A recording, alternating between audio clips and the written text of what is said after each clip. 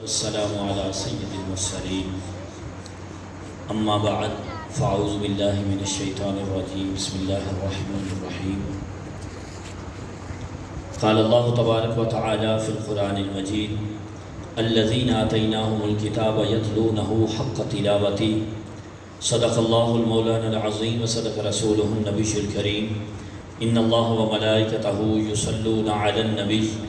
یا ایھا الذین آمنوا صلوا علیہ وسلموا تسلیما الصلاۃ والسلام علیک یا رسول اللہ وعلی آلک واصحابک یا حبیب اللہ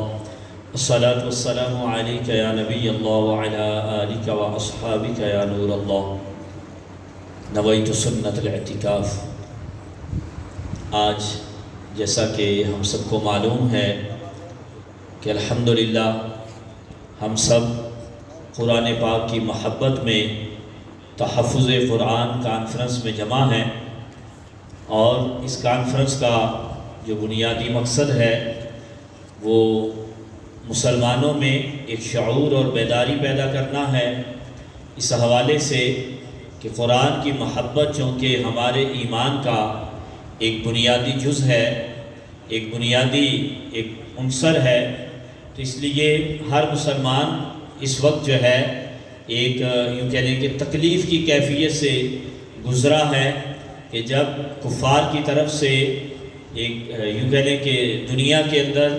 ایک علل اعلان حکومتی سرپرستی کے اندر حکومتی کی گئی اور اس کے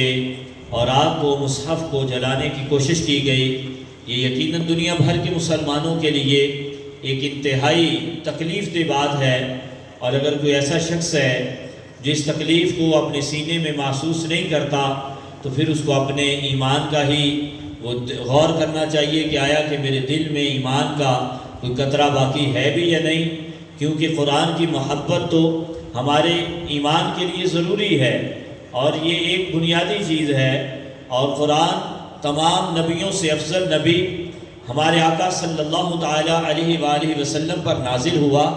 اسی وجہ سے تمام کتابوں میں سب سے افضل کتاب کہلایا کہ سب سے افضل نبی بھی آیا ہے، اور یہ وہ قرآن ہے کہ جس کی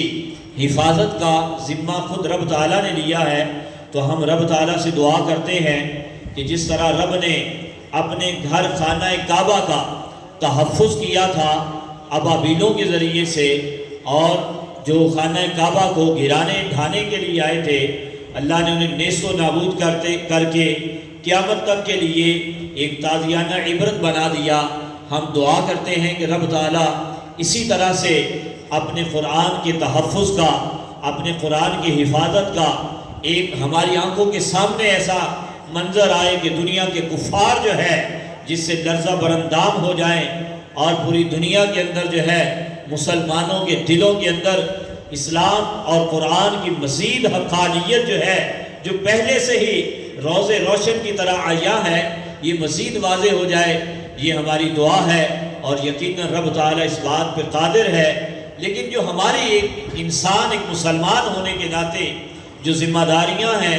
وہ ذمہ داریوں میں سے ایک بنیادی ذمہ داری وہ قرآن پاک کے حوالے سے ہماری بنیادی معلومات، قرآن پاک کی تلاوت، قرآن پاک کے احکام، قرآن پاک کے حقوق، ان چیزوں کو سیکھنا، اور ان چیزوں پر دیکھیں کہ جب سیدنا عثمان غنی رضی اللہ تعالیٰ عنہ کے دور میں جو ہے قرآن کی قرأتوں پر اعتراضات شروع ہوئے، اور اس پہ کفار نے مسلمانوں کا مذاق اڑایا کہ ایک سے زیادہ قرأتیں تھیں، قرآن نازل 7 قرأتوں میں ہوا ہے، عربیوں کو ساری سمجھ آتی تھی، ایک ہی لفظ 7 قرأتوں میں پڑھا جائے معنی پھر بھی ایک ہی بنتا ہے، یہ قرآن کا اعجاز ہے، یعنی 7 مختلف انداز سے پڑھنے میں بھی لفظ کے اندر اس کے معنی کے اندر ایک زیر زبر کا بھی فرق نہیں آتا تھا۔ لیکن اس کے باوجود جب قرآن عجم میں آیا تو عجمیوں نے جب مختلف قرأتوں کو سنا تو اس کے اندر جو ہے وہ تھوڑے سے حیران ہو گئے کہ یہ ہم اب کون سی قرأت سیکھیں۔ تو پھر سیدنا عثمان غنی رضی اللہ تعالیٰ عنہ نے کفار کے اعتراضات پر، کہ جب انہوں نے مسلمانوں پہ اعتراضات کیے کہ یہ تو اپنے قرآن پر ہی جو ہے مجتمع نہیں ہے، تو سیدنا عثمان غنی نے کیا کیا، پوری دنیا کے اندر قرآن کے حافظ اور قاری بھیجے، ایک ایک گاؤں، ایک ایک قریہ، ایک ایک بستی جائیں اور وہاں جا کے قرآن سکھائیں، وہاں کے لوگوں کو قرأت قریش پہ جمع کریں، اور پوری دنیا میں ایک ہی قرات ہونی چاہیے، وہ قرات قریش ہے۔ جتنے بھی مصاحف ہیں، جتنے بھی قرآن کے نسخے ہیں، وہ سارے کے سارے ایک ہی قرات کے اندر ہونے چاہیے، اور وہ قرات قریش ہوگی۔ اور پھر جو ہے وہ اس چیز کو، قرآن کی تعلیمات کو مزید جو ہے وہ یوں کہنے کہ دنیا کے اندر اس کو پھیلایا گیا۔ تو الحمدللہ آج میں نے جو مختصر اپنے بیان کا اور استقبالیہ خطبے میں چند چیزیں بیان کرنی ہیں، ان میں سے میں نے قرآن کے حقوق کا جو ہے وہ ذہن بنایا ہے کہ آپ کو قرآن کے حقوق آج بتاؤں گا، اس نیت کے ساتھ کہ ہمارے علم میں بھی اضافہ ہو، اور ہم پھر قرآن کے حقوق جب سیکھیں گے تو پھر ان پر عمل کرنا بھی جو ہے وہ ہمارے لیے آسان ہوگا۔ مجھے اچھی طرح یاد ہے، غالباً 12 ربیع الاول کے اجتماع میں چند سال پہلے میں نے نبی کریم صلی اللہ تعالیٰ علیہ وسلم کے حقوق بیان کیے تھے، جو علماء نے کتابوں میں لکھے ہیں۔ ویسے تو ایک طویل فہرست ہے اس کی، لیکن جسے کہنے سمندر کو کوسے میں بند کرنے والی بات، تو 8 حقوق بیان کیے تھے۔ اگر کسی کو یاد ہو تو 8 حقوق میں نے وہاں پہ اسٹیج میں چوک میں بیان کیے تھے۔ تو آج قرآن کے جو حقوق ایک مسلمان کی جو بنیادی ذمہ داری ہے،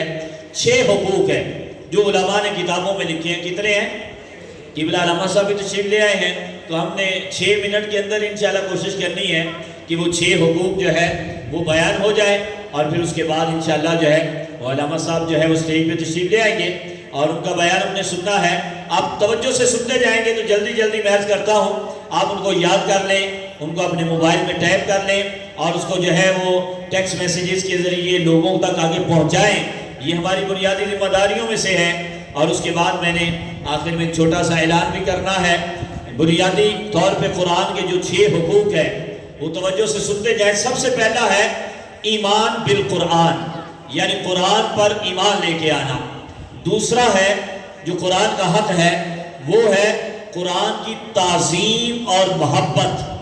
یہ دوسرا حق ہے۔ تیسرا حق جو ہے وہ تلاوت قرآن۔ چوتھا حق ہے فہم قرآن۔ پانچواں حق ہے عمل بالقرآن، یعنی جو فہم ہوا، جو سمجھے،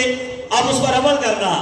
اور چھٹا حق ہے تبلیغ قرآن، یعنی جو سیکھا ہے اب اس کو دوسروں تک پہنچانا۔ اب ان کی تھوڑی سی وضاحت۔ ایمان بالقرآن سے مراد کیا ہے؟ اس بات پہ ایمان لانا کہ جو قرآن آج ہمارے پاس موجود ہے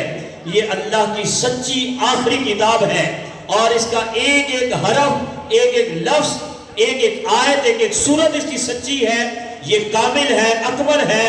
ہادی ہے، ہدایت دینے والا ہے، اور قیامت تک یہی قرآن باقی رہنے والا ہے۔ اس میں جو لوگ قرآن کے